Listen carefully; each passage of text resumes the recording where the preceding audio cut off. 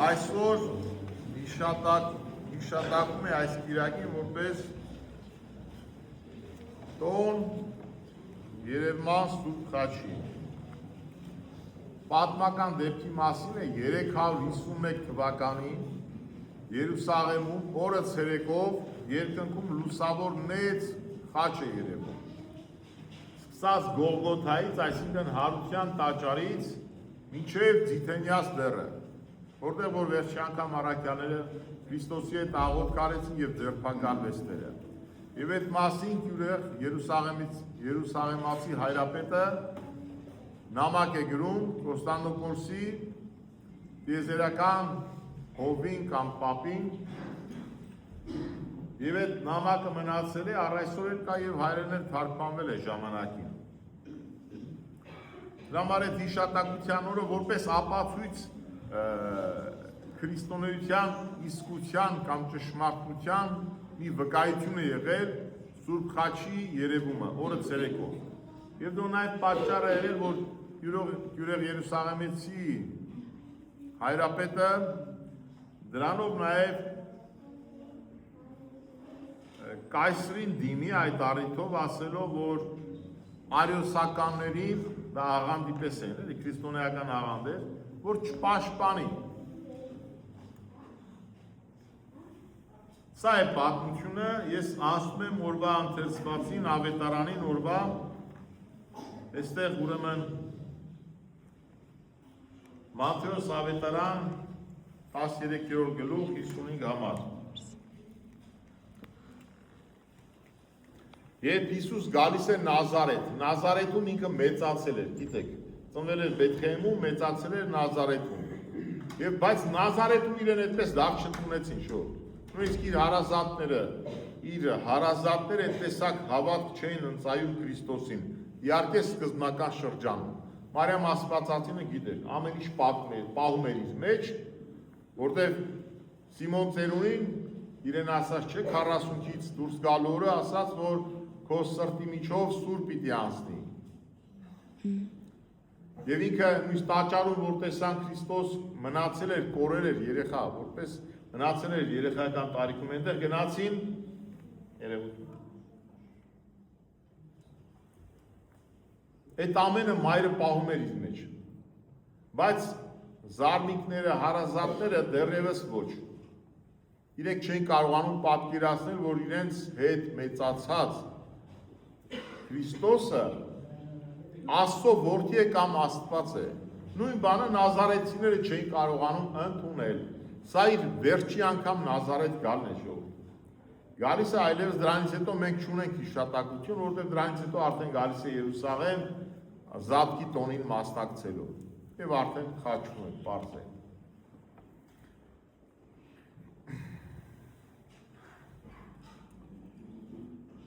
Գալով իր գավառը նրանց ուսուցանում էր իրենց ժողովարանում, ժողովարանը բանը եկեղեցին է, նույն ժողովարան, որ ասում են սինագոգ, բառացի թարգմանությունը եկեղեցի է նշանակում։ Ժողովուրդ բառն է։ Ժողովուրդ, ժողովարան։ Նրանք զարմանում էին ու ասում էին նազարեթցիները. սրան որտեղից են այս իմաստությունը եւ զորության գործերը եւ իմաստություններ եւ զորավոր գործեր կամ հրաշքներ անելու կատարելու ունակությունը որտեղից չէ որ մենք իր արմատները գիտենք ինքը Հյուսնի որդին է այդպես են իրենք անվանում սա Հյուսնի որդին չէ սրա մայրը չէ որ Մարիամ է կոչվում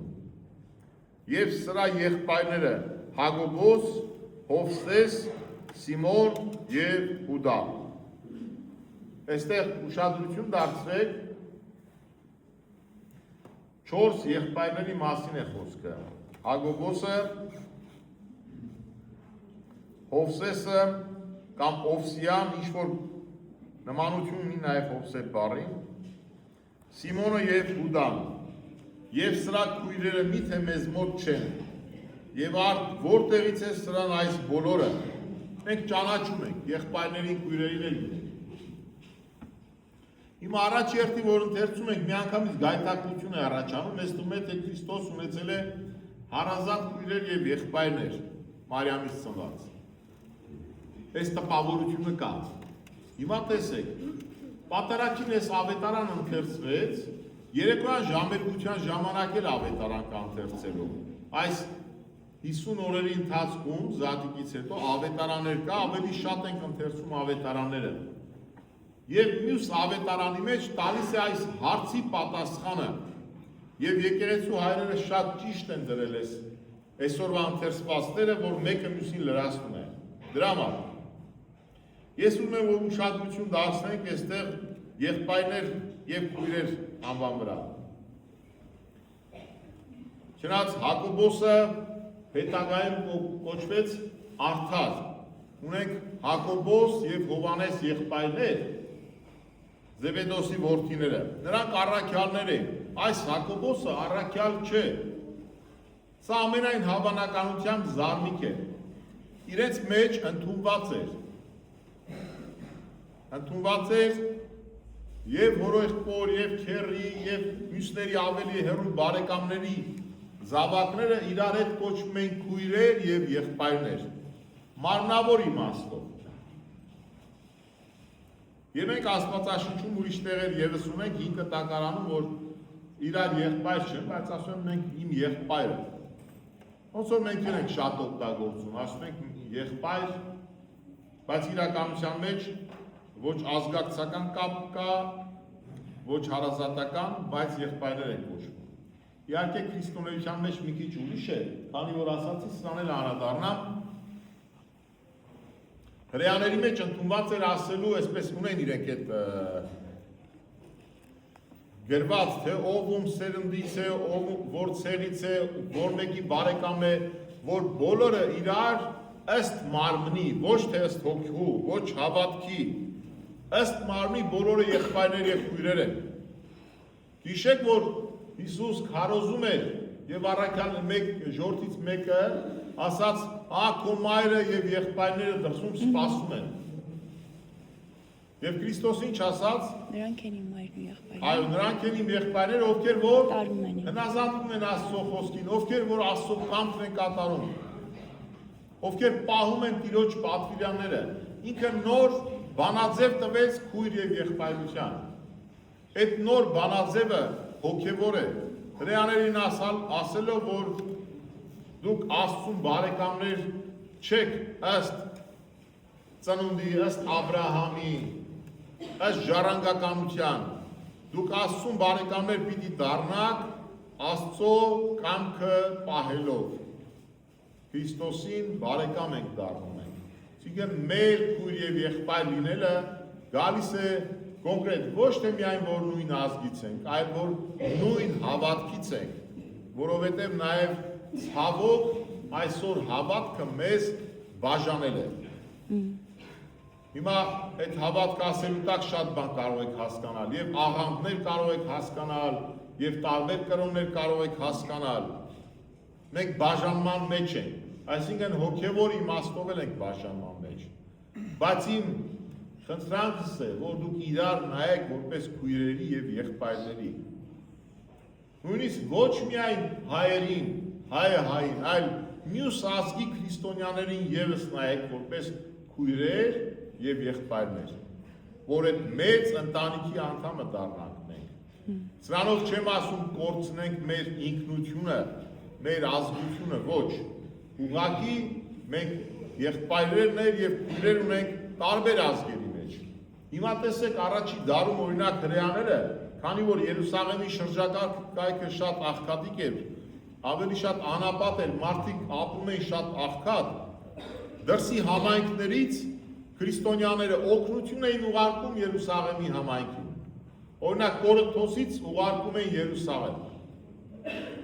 Իրենք կարող են ասել մենք այլ ազգի ենք, իրենք այլ ազգիներ են, բայց չէ, իրենք ազգությունը նկատի չէին ունենում։ Մենք էլ շատ ժամանակ որոշակի քրիստոնեական կառույցներից օգնություններ ստացել ենք, մենք ինքներս հայերս։ Եվ եղել մի ժամանակ եւ այս խառը պատմեն 90-ականներին ինչու են արել որպես քրիստոնյա, որպես եղբայրական սեր, սիրո դրսևորում օգնել են։ Դե դրա անվտանգ իհարկե շատն էլ եկան աղանդներ հիմնադրեցին, դրանց մասին չեմ ուզում խոսել, որտեղ միշտ էլ կա այն բանից, այն պղտոր ջրից օգտվողներ միշտ էլ ունեն։ Բայց մարդիկ կան հանուն Քրիստոսի, հանուն եղբայրության արել են այդ ամեն ինչը։ Այնպես որ իրար որպես քույրեր եւ եղբայրներ նայեք։ Սա նոր բանաձևն է մեր Տիրոջ կողմից հրամսված մեզ։ Դրա համար Քրիստոս ասում է, ովքեր Աստծո խոսքը պահում են, ինձ քույր եղբայրներ են։ Մեկ ընտանիքի անդամ ենք մենք։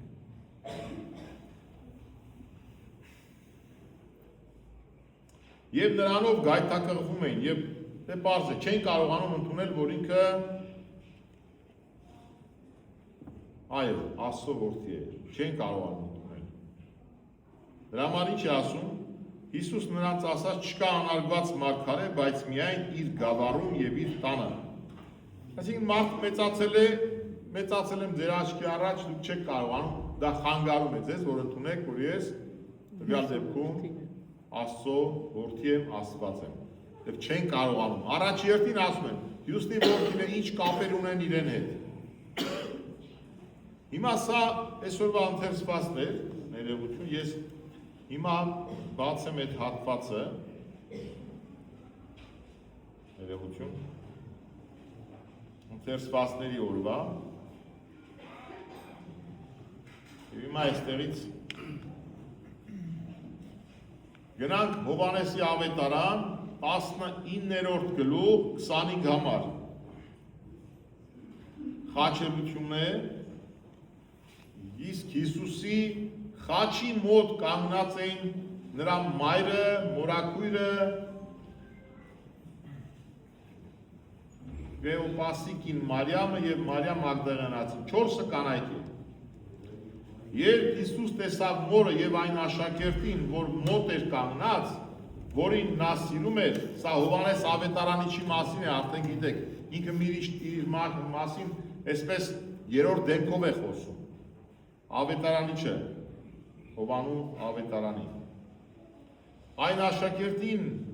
որ մոտ էր կանգնած, որին նա սիրում էր, մորն ասաց, ով կին, ահա քո որդին։ Չէ՞ որ ինքը գնում էր արդեն այլևս ֆիզիկապես մոր կողքին չէր, որ հոգար նրա ապագան, նրա կյանքը։ Հիմա պատկերացրեք, եւ աշակերտին է ասում։ Հովհաննեսին ասում է, ահա քո մայրը, Մարիամ Աստվածածին այլևս քո մայրն է, որ հոգ պիտի տանես նրան։ Եվ այդ պահից աշակերտը նրան իր մոտ առավ։ Շատ լավ։ Այս երեկոյան ավետարանն է։ Հիմա կարծում եք, թե իրար հետ կապ չունեն, բայց եկեղեցու հայրերը նպատակային են դրել, որ երբ որ կարդում ենք, որ Հիսուսի եղբայրները եւ քույրերը եկան, 4 եղբայրների մասին է խոսքը, ես արդեն ասացի, զարնիկներ, բարեկամներ են, ոչ ուղիղ իմաստով եղբայրներ են։ Ինչ եք կարծում, եթե Մարիամը 4 զավակ ունենար ու աղջիկներ ունենար, Հիսուսը կասեր Հովհաննեսին, տիրություն արա իմ մորը։ Մորպես նայի, չէ որ Տերը բարոյականության նաև մեծ ուսուցիչ էր։ Ինքը ինչպես կարող էր իր 4 եղբայրներին արհամարել։ Դա կնշանակեր, որ իր 4 եղբայրները շատ անհաջող մարդիկ են։ Լավագույն դեպքում։ Քույրերն էլ մարդ չեն։ Դրա համար մորը ասաց քեզ նոր զավակ եմ տալիս, այդպես կասեր։ Չուներ ոչ քույր, ոչ եղբայր, դրա համար էլ ինքը հոգացությունը հանձնեց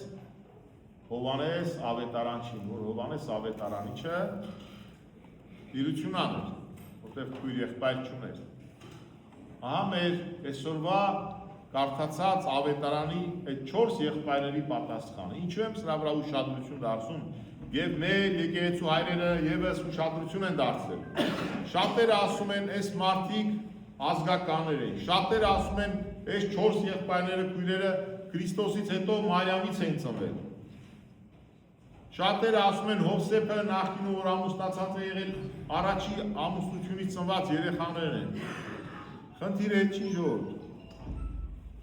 Եթե նույնիսկ այդ երեխաները լինեն մեկը տիրություն պիտի աներ։ Մենք տեսնում ենք, որ ինչ-որ մի հարազատ չկա, որ իր տիրություն անի։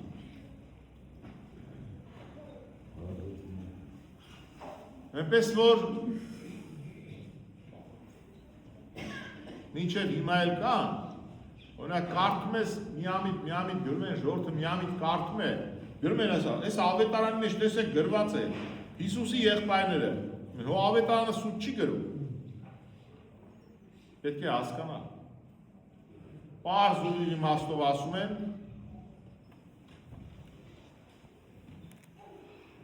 խնդիրը